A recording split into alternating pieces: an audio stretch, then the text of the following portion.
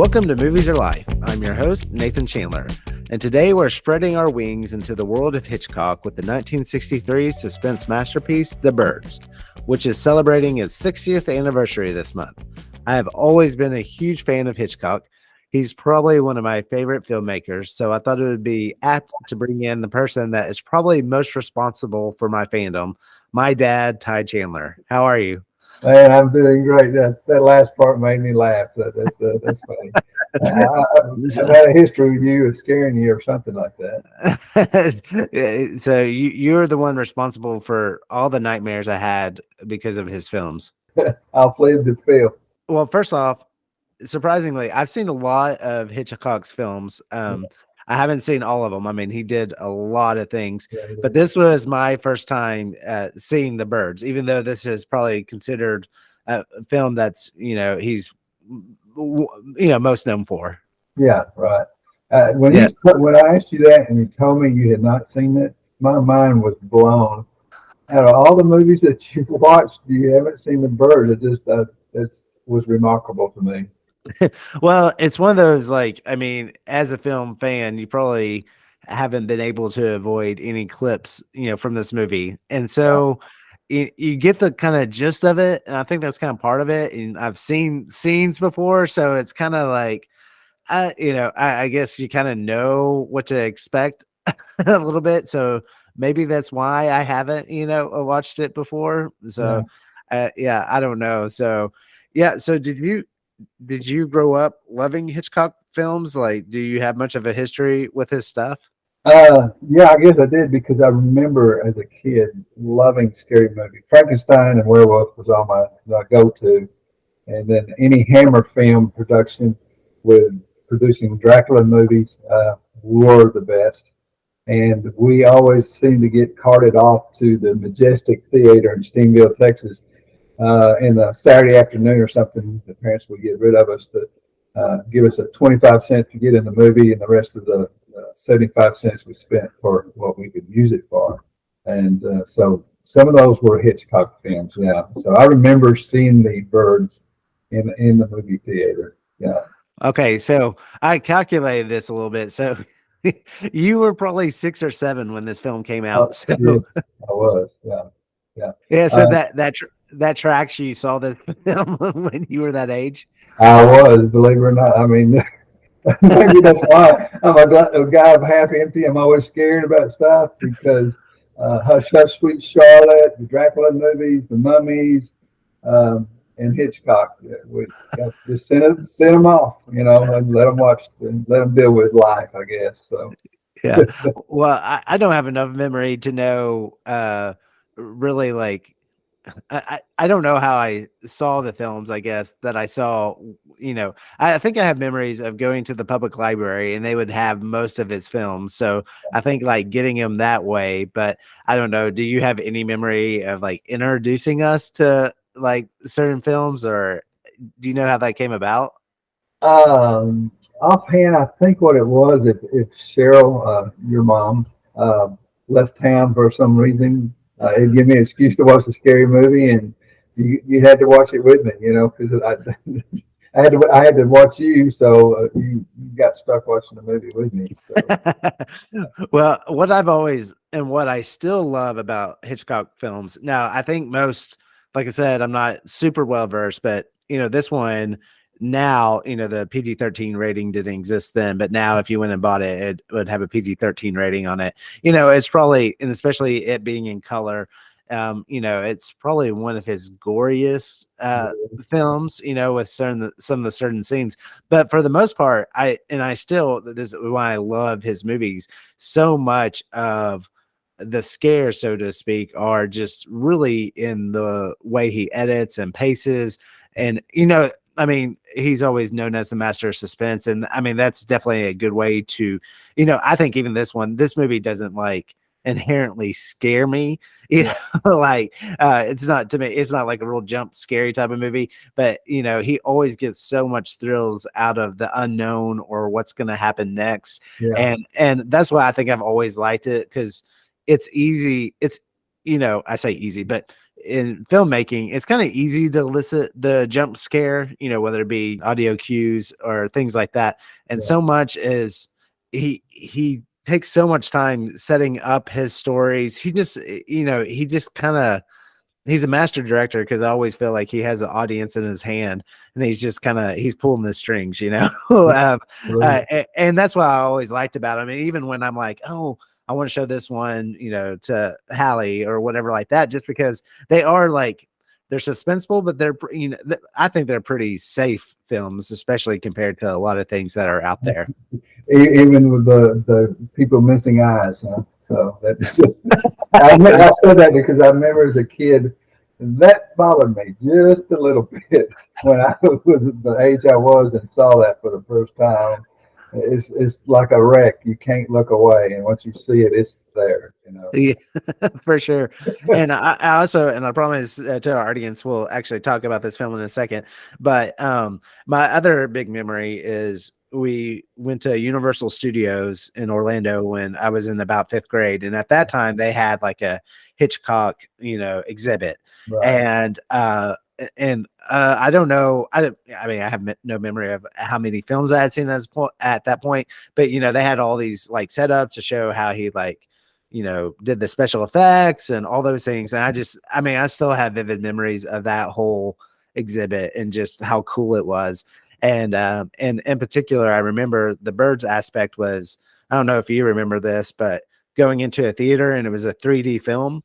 Yeah. Do you remember this? I do. I do. Yeah, and so I just remember, I don't quite remember what the setup was, but you put the glasses on and you were just looking at like an empty like stage, like a set, Yeah. and then birds like slowly coming in and like, snapping a rope so something comes flying at you. But I vividly remember a lady sitting in front of me, and it looked like a bird had landed like right on her shoulder. But so maybe that's why I felt like I had, seen this film already. I don't know, but yeah. So I don't know if you remember that or not. I do remember that was a fun time. They went through several things. How they did Psycho, the shower scene in Psycho, I think Vertigo. They showed how they did that scene from somebody falling from the building. So I remember it was fun. Yeah, no, yeah, definitely. So, all right. Well, I guess we've kind of skirted around it long enough, but let's take flight to Bodega Bay and dissect the film that has haunted audiences for decades. Surely the birds appreciate all we've done for them. Don't you? Beautiful cage, fresh water, no other birds to bother you, none of that blinding sunlight. Oh, now why would he do that? Most peculiar. What on earth?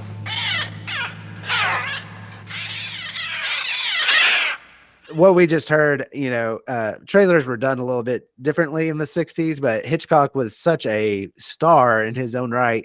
What a lot of people heard was a snippet from about a 5.5-minute clip of him just talking about the movie The Birds. It's like literally he's in the study and there's a cage with a bird, and he has this little kind of comedic like back and forth or whatever like that. So that's just to give some context. That's kind of what that was versus like the traditional trailers we usually play on this podcast. But The Birds, it's loosely based on the 1952 short story of the same name and focuses on a series of sudden and unexplained violent bird attacks on the people of Bodega Bay, California, over the course of a few days.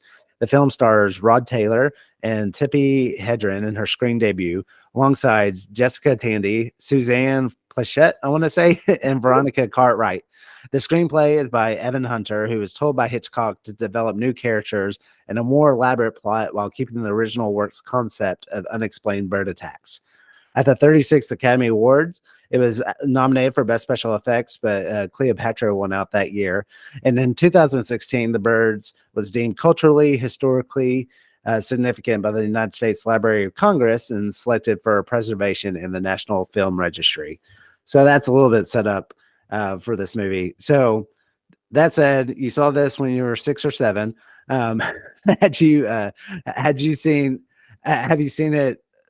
I guess it probably been a while since you had seen it. Well, yeah, I had, but before I just saw it the other night for the first time for number of years, but I'd seen it about 3 or 4 times, not only in the theater, but I remember it coming on television on NBC in living color. And we went over to somebody's house that had a color TV to watch it. So even back then, they cut out the gory stuff on TV. Oh, But okay. I watched it again the other night, and I learned something, and I had to research to see if it's true. There's no music in this movie. Yeah. Do you realize that?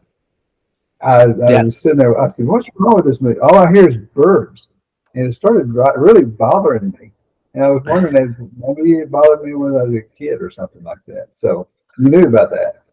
Yeah. Well, it's something I definitely noticed. I mean, from the get-go, the opening credits, it's an older movie, so all the credits are pretty much at the beginning, and it's just an image of a bunch of flying birds and just their sounds, which are like you hear them throughout the movie, and it's really unsettling, I would say, because it doesn't sound exactly what you would hear like if you were just outside hearing lots of birds, so I'm sure they made a lot of that up. And I would say historically, I mean, a lot of Hitchcock's films are kind of known for its scores. Certainly Psycho was. And Oh, so yeah. for him to make the decision to lift that out of it, I mean, I think it really, really plays well in this movie a lot. Yeah, I guess he knew what he's doing, because you get caught up with just what's going on and not the music. Sometimes that can be distracting too. So Yeah, yeah. And well, we'll talk a little about it a little bit later because I like it so much, but kind of the infamous park scene where Tippi Hedren, her character, Melanie, is outside the classroom. And I just absolutely love the scene how the birds just slowly are like perching themselves on that playground equipment, but it's underlaced with the kids singing in the classroom, and I just love that. okay, we're gonna get back to that one. So, or you want to talk about that now? Oh, we can jump into it now. Yeah. What song was that? Is what I want to know. I never want to hear that song again. Have you ever heard it before? No, and I didn't think to write down what it was, but I didn't either.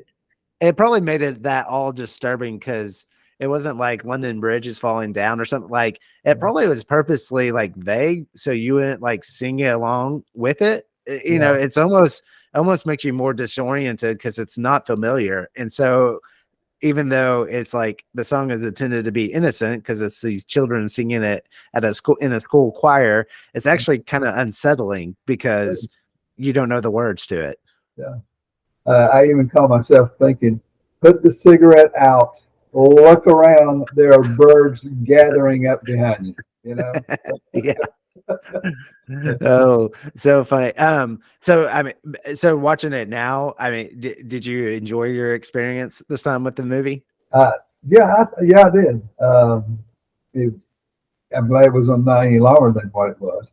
But I enjoyed, because being a kid, I didn't really understand the plot of the first, how they met in the pet shop, the reason she bought the 2 birds. Yeah. I'm still a little confused of why the lovebirds had to go in the car with them at the end. I don't know if that's a spoiler for anybody. Uh, they would not have been made in the car with me now. So maybe you have a opinion about the lovebirds that are making it out of the county. Yeah, actually, I made a note like when that happened. I always take notes when I'm watching these films, and I I said, why would she want to take the lovebirds? And Because they didn't hurt anybody. They haven't hurt anybody. you're probably I don't think you're on Letterbox, but that's essentially the movie social media platform that a lot of movie lovers use, and a lot of them, like, I put my full reviews on them, but a lot of the times they're just like little pithy statements people say about it. And I ran across one, and all it said was, Kathy, put the lovebirds in the house. Oh yeah. Yeah, I can't help but think that's just Hitchcock's way of just kind of always like toying with you a little bit. Yeah. Yeah. Yeah. Watching this movie, I was, like I said, I for some reason I felt like this was always kind of billed as like a lesser Hitchcock movie. it's like, yeah, here's the quintessential collection of Hitchcock, but it was always maybe the last disc in the 5 disc set or whatever like that. Yeah. And I recently finished the AFI list of the 100 greatest films, and that. so, but he has a lot of films on that list, Yeah. and they're the ones that people tend to think of: North by Northwest, Yeah. Psycho, Rear Window, those type of films. And so, anyway, I can kind of see, I definitely can see how those are put above this one, because I guess they may have a little more meat, so to speak, about it. But I still was, I thought, I mean, I was pretty blown away by this film. I just, and I think mainly because, and I guess this is kind of a little spoiler-ish, but I love the fact that this had just an ambiguous ending to it. So yeah, I was interesting on your take of just slowly creeping out of the yard and driving off and not disturbing the birds. Why do you think he ended the movie that way? Because it's really not over. Right. And that's kind of what I liked about it, because even throughout the whole film, I was trying to kind of almost like, even though, like I had mentioned, I had seen scenes from this movie before. So, there were aspects of that didn't like surprise me, so to speak, but I had no idea how this film ended. And the way it ends with them essentially leaving the house with just all the birds watching them, and they, kind of creep away. I just really like it because throughout the whole movie, I was trying to think of like where this was headed, or like how they were going to explain this thing. And I feel like a lot of, let's say in today's world, this movie hadn't existed. And I feel like if somebody made this film today, they would try to explain all this stuff. I never saw M. Night's film, The Happening, but I heard a lot of it. It kind of has this concept of like Mother Nature going crazy and stuff like that. Yeah. And at the end, they try to explain it as something like it being the plants, and people thought it was utterly ridiculous. And so I think it really works in that way of like the unknown of not knowing. I think it's a way of like, basically poisoning that, like, positioning that, Mother Nature is always the ultimate winner and in all of life. So I think it's a commentary like on that.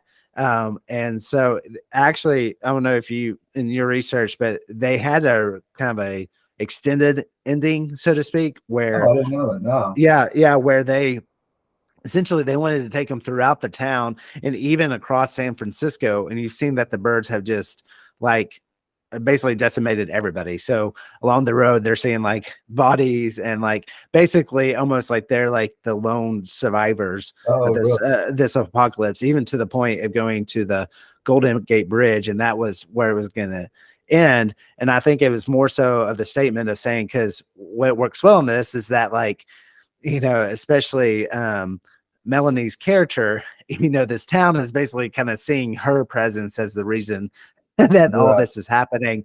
And so it was even kind of almost more so spelling out that it wasn't the turmoil that exists in the tension between her and the Brenner family, that this was just kind of I guess God's event, so to speak, of, it was completely like out of their control.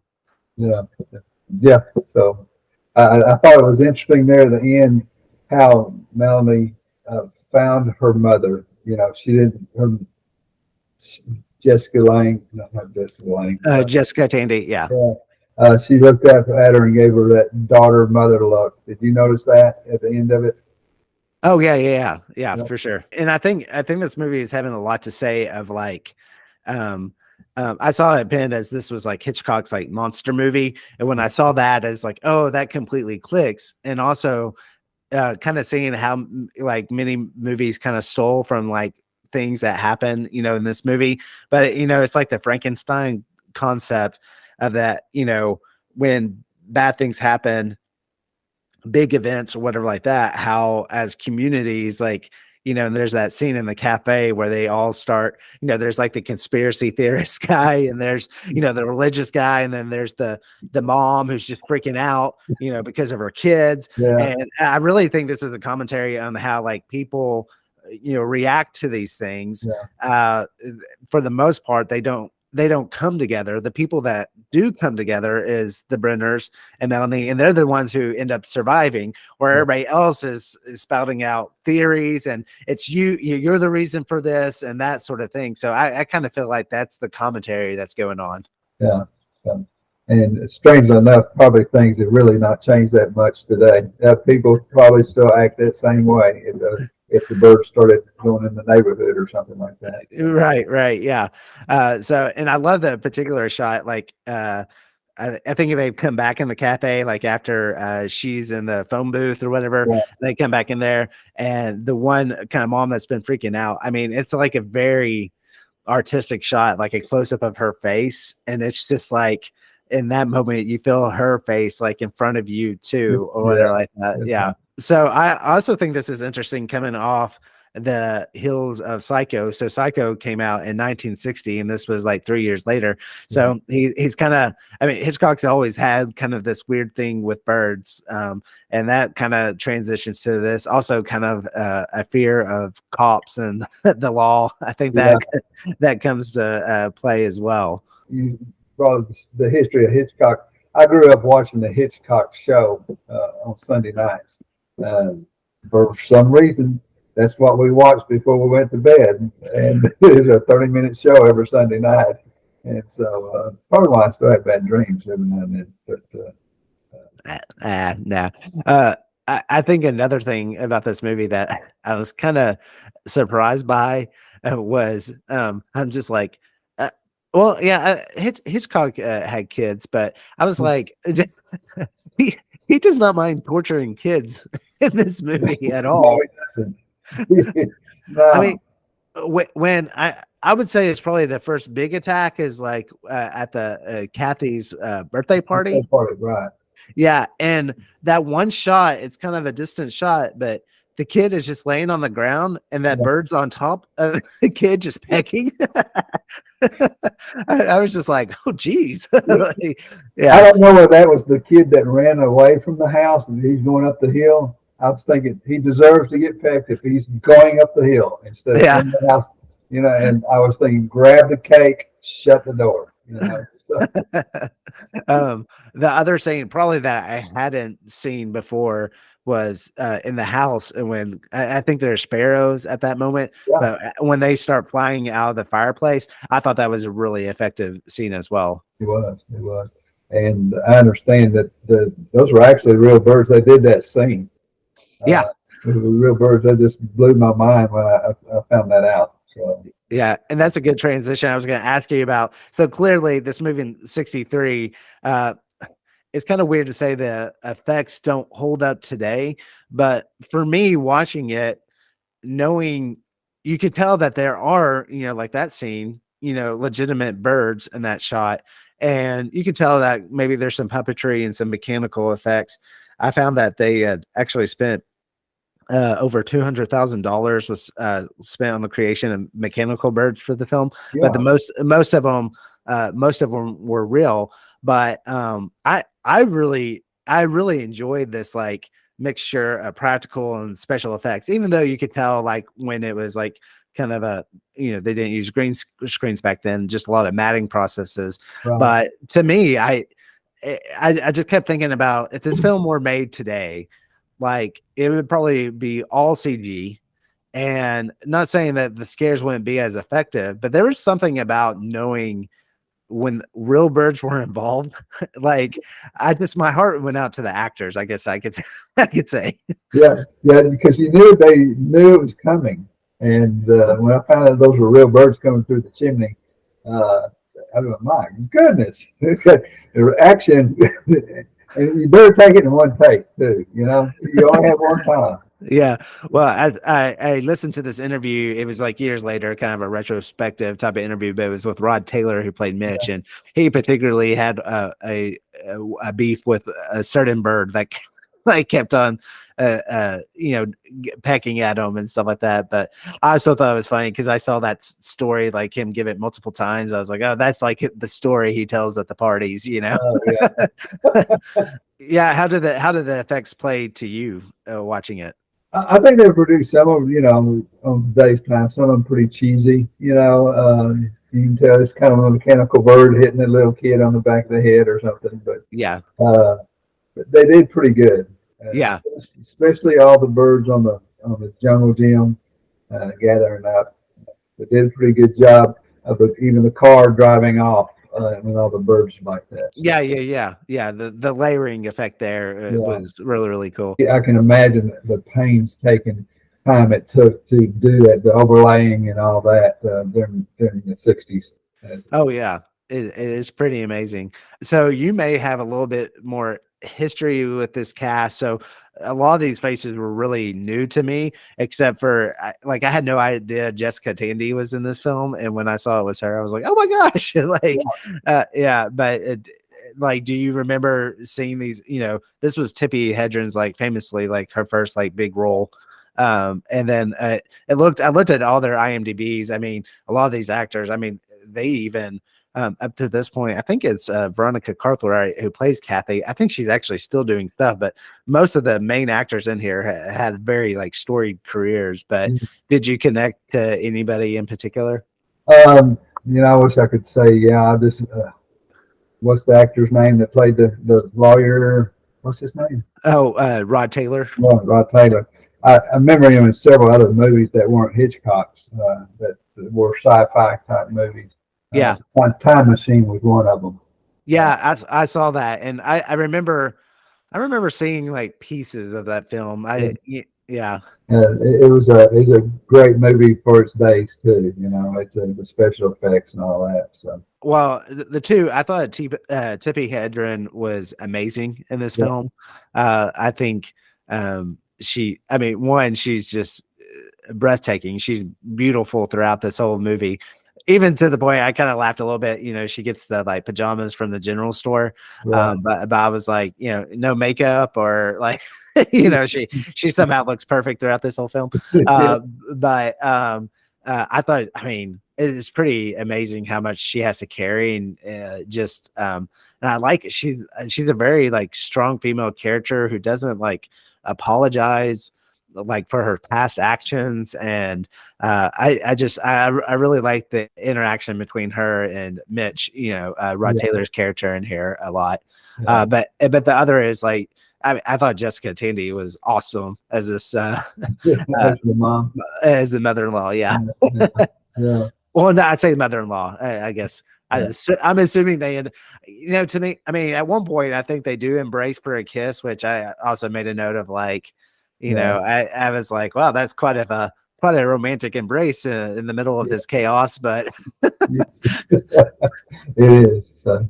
But I assume if they're the only ones left in San Francisco, that they do end up together. So that and the two lovebirds, So right. Movie musings. My first question for you is, are you afraid of birds? And if not birds, what's another animal that you have a fear of? Snakes. I do not care for snakes. Do not even get me near a snake. I know that some are good, and they kill the rats and all that stuff. But no, birds don't bother me that much. No, especially if you're at the state fair in Dallas and they poop on your shoulder. You make your wife's day by that happening. But that's the only time I don't really like a bird is doing that. Yeah. So you don't remember maybe being scared of the film, but not birds themselves after you watch this? No, I didn't, just because I didn't know a lot of crows or seagulls. We all had the sparrows, and for some reason that didn't bother me. But we did have a neighbor that had one of those. Back then in the 60s at Easter, people would get a baby chick for Easter, and of course they would grow up. And Jeff Bennett was his name. I don't know what I need to tell you all the details here, but he was so mean to that rooster. And one day the rooster got his revenge. He had been picking on this bird, and Jeff turned around to go back to the house. I don't know, get a sip of Kool-Aid or something. And he tripped and fell, and that rooster jumped on his head and it was evermore pecking the back of Jeffrey Bennett's head. And us kids were loving it because Jeffrey was a kind of a bully. And his mom had to come out and shoo the rooster. I never knew exactly what happened to that rooster after that day, but I don't think we saw it again. They had some good fried chicken later that week. Yeah, I guess so. So anyway. Yeah, I've had friends who definitely have voiced their like legitimate fear of birds before, and it's not something I've ever really worried about, so to speak. But and not that I've ever had a bird. Obviously, you would have probably heard if a bird ever pecked on me, but I know there's been a moment where like I think a bird has like flown close to your head, like accident or something like that, and it is pretty disorienting. So it will make you move.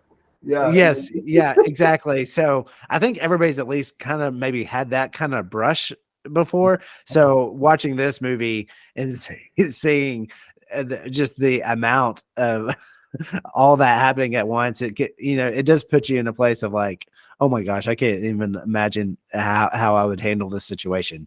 Yeah, I definitely wouldn't go up some stairs where it is clear that some birds are occupying the room and her going in.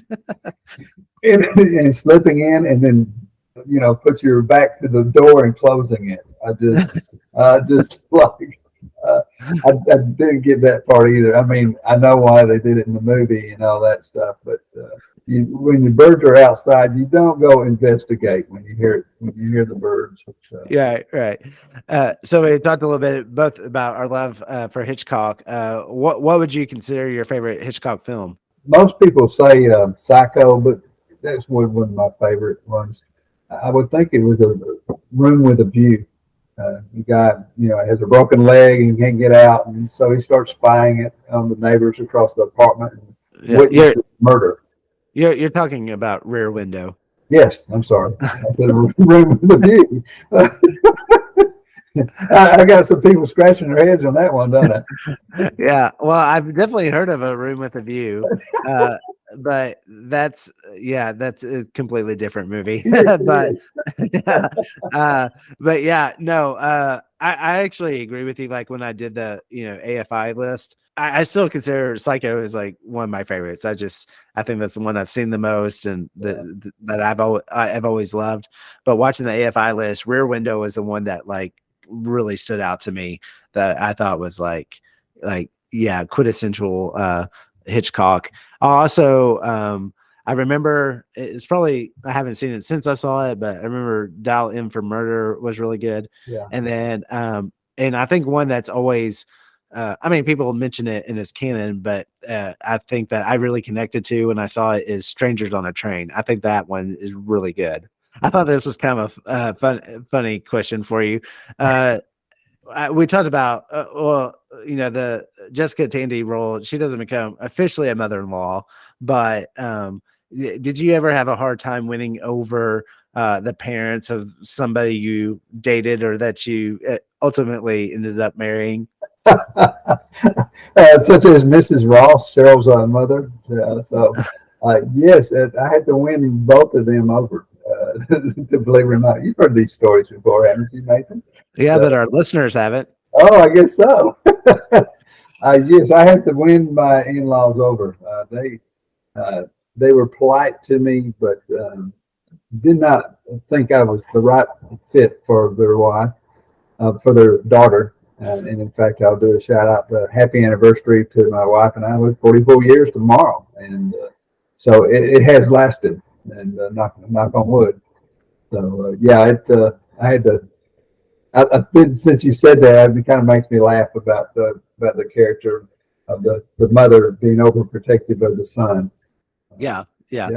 But I like it because the film, it does in a good way explain why she is the way that she is. Yeah. Her husband has just passed away and doesn't want to be abandoned and all that stuff. So. Yeah. So I feel like it does a lot of justification there. Yeah. Yeah.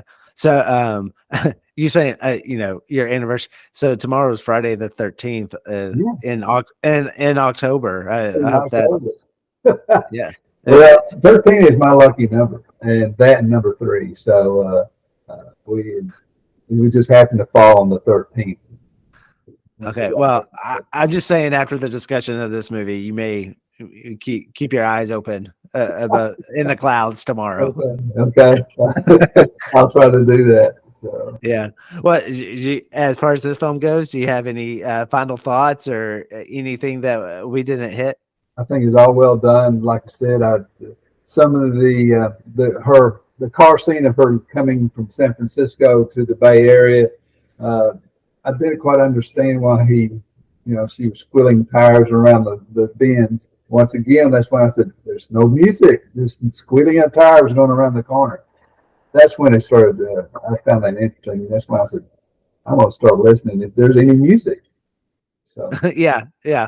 I think kind of going back to when they were talking about the original ending, apparently that was going to play out like in the ending of them going back on that winding road, and he yeah, was going to kind of play with that with the birds and stuff like that. And so I think maybe that's why we see it so much. There are definitely those moments of just almost I think if you're not used to this style of film, there's an aspect of like, okay, let's move along. But I think it perfectly actually sets up this world. And then, especially as she, gets the boat to go to go across the water to the house, and but it really is setting up this world. And I think it really pays off, like as far as even though you don't know the exact layout of the town, yeah, you get that like this isn't an easy escape out of whatever they're handling. And you also kind of have just it gives you the environment of isolation. And I think that's what it's not as if you want to leave, it's not just a straight road out of there. It's like it's a long and windy road. But I might be giving him too much credit, but I don't know. well, But another thing that bothered me about the when she rents the boat to go sneak up and deliver the lovebirds, and she's going to drive across the lake. Me being the person I am, I'm going. She's dead meat if she gets in that water with that fur coat on. She's going to sink like a rock. Not a life jacket. So anyway, but she does wear a fur coat better than almost anybody I've ever seen. So yeah, and I will say I don't think it was by any accident that she has a fur coat on. Fur coats aren't made out of birds, but yeah, I think it's kind of playing with that of that, like she's not maybe someone who's just a animal lover if she owns a fur coat. I kind of thought about that too. That was done on purpose. I wouldn't say this is a film that's necessarily like lumped in with other like Halloween movies and stuff, but I think this is a perfect movie. Like if you kind of want to watch something a little scary, but it's not like overly intense, but kind of a way to celebrate the spooky season of October. And you haven't seen many Hitchcock films. I think this is definitely like a good film to check out. We watched it on Peacock. It's streaming there, but usually his Hitchcock stuff is like everywhere. So, I think it's definitely a real fun movie. And, I think actually surprisingly it holds up really well, and where you're kind of like, oh, this is essentially like Jaws. And like, you're kind of like, oh, a lot of people stole from this movie. Yeah. So it's okay to let your 6-year-old watch this. Yes. Send them off to a movie by themselves to watch this movie. Recommendations. Is there anything that you've seen lately that you have been telling people about? I'm trying to think. See, I didn't know this question was coming up so quickly. By Steve and Jennifer Graham's Suits. The old people talk about Suits, the TV shows. I did that one for Whitney. So yeah.